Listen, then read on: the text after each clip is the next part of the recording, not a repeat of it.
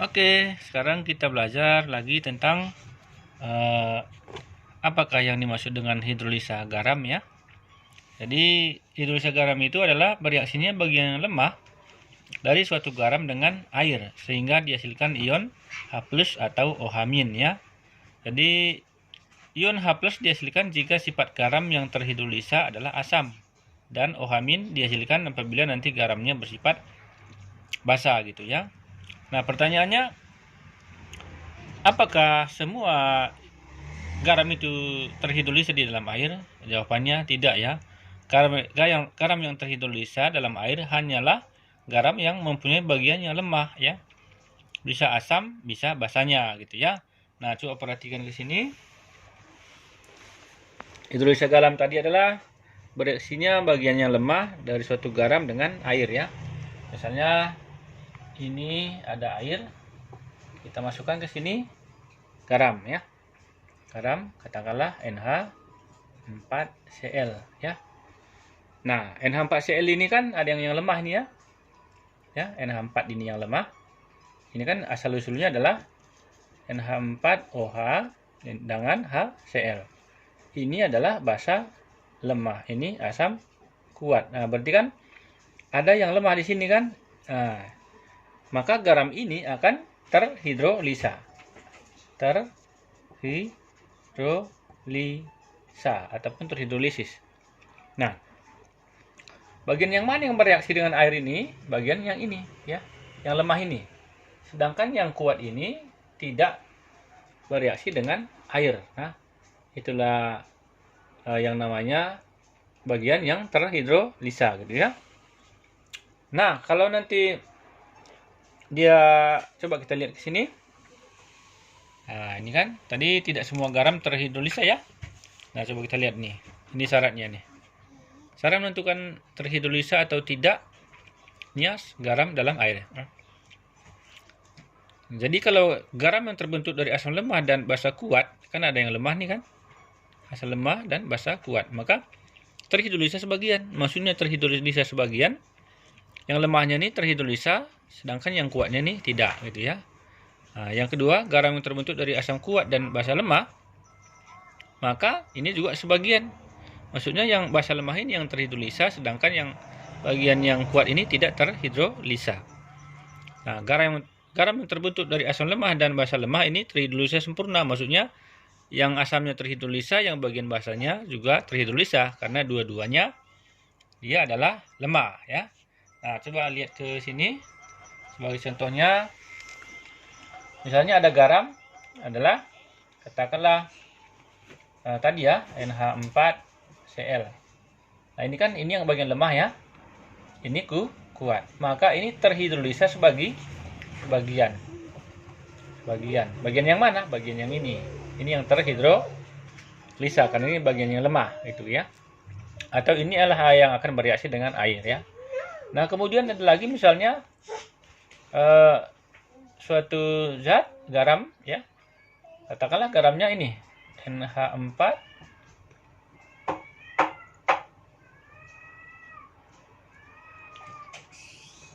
CH3COO misalnya. Ini kan garam juga ya. Ini adalah lemah, ini juga lemah ya. Ini kan asal usulnya adalah NH4OH dan CH3COOH. Ini basa lemah, ini asam lemah. Ini karena dua-dua lemah ini, yang ini terhidrolisa, ini juga terhidrolisa. Jadi ini kan terhidrolisa sempurna gitu ya. Artinya yang asamnya terhidrolisa, yang basanya juga terhidrolisa. Jadi ini akan bereaksi dengan air, ini juga akan bereaksi dengan air ya. Nah, contoh lagi misalnya ada saya punya K atau ini NaCl. Nah, NaCl ini kan asal usulnya adalah NaOH dan HCl ya. Ini basa kuat, ini asam kuat, dua-duanya kuat. Maka ini tidak terhidrolisa ya. Tidak terhidrolisa. Nah, seperti itu cara menentukannya terhidrolisa atau tidaknya satu garam ya.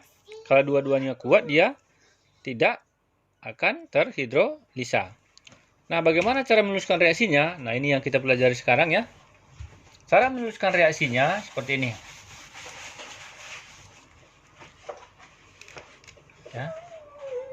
Misalnya kita punya garam, katakan NH4Cl.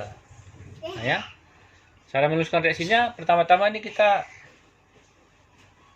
katakanlah seperti ini tadi, ada garam ini NH4Cl, ya. Kita masukkan ke dalam air, kan larut dia ya. Nah, bagaimana menuliskan reaksi hidrolisanya? Maksudnya, ini kita ionkan dulu ya, ionkan menjadi NH4 plus dan Cl min. Nah, ini udah paham ya, karena udah hafal ini kemarin ion-ion ini. Bisa di sini dia. Kemudian yang ini kan yang lemah nih, inilah bereaksi dengan air ya. Ini tidak. Nah, jadi reaksinya, nanti nuliskan reaksinya adalah seperti ini. NH4 plus ditambah H2O. Nah, menjadi gitu. H2O ini bisa kita buat H plus dan OH min. Nah, karena ini muatannya positif akan ketemu dengan ini. Ya. Jadi hasilnya adalah NH4OH ya. Biasa ini kasih ke sini, ini kasih ke sini, tukar dia. H plusnya tersendiri dia, terpecah. Dan H plus. Nah, inilah yang menyebabkan garam ini asam. Nah, karena pada akhirnya ternyata dihasilkan ion H plus ya. Jadi reaksinya seperti ini.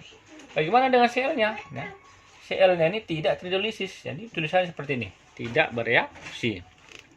Nah, begini cara menuliskan reaksi hidrolisis di dalam air ya. Nah, contoh yang kedua, misalnya kita buat lagi.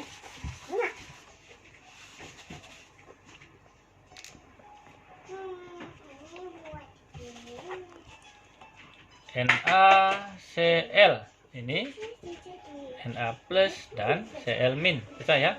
Nah, ini tidak terhidrolisa, jadi Na-nya tidak bereaksi dengan air, Cl-nya minnya juga tidak bereaksi. Ini karena dua-duanya kuat. Ini NaOH, ini HCl ya. Kemudian bagaimana kalau yang ini nih yang lemahnya? Contohnya misalnya CH3COO Na misalnya ya. Ini kalau masuk ke dalam air ya, katakanlah ini cuka CH3COOH masuk ke dalam air sini, maka dia akan terionisasi menjadi CH3COO min dan Na plus. Nah, ini kan yang lemah ya, ini yang bereaksi dengan air ya. Maka reaksinya, menuliskan reaksinya dengan air tadi, CH3COO min tambah H2O menjadi apa gitu ya. Nah, ini sama dengan tadi, ini tetap kita pecah menjadi H plus dan OH min. Karena ini negatif, maka akan ketemu dengan positif. Dengan ini dia. Nah, ini tersendiri jadinya ya. Jadi CH3COOH ya, ini dengan ini jadi ditambah dengan OH min. Nah, OH min inilah yang menyebabkan garam ini tadi sebenarnya bersifat basa gitu ya. Jadi seperti itulah cara menuliskan reaksinya begitu ya. Jangan lupa di like dan subscribe. Terima kasih.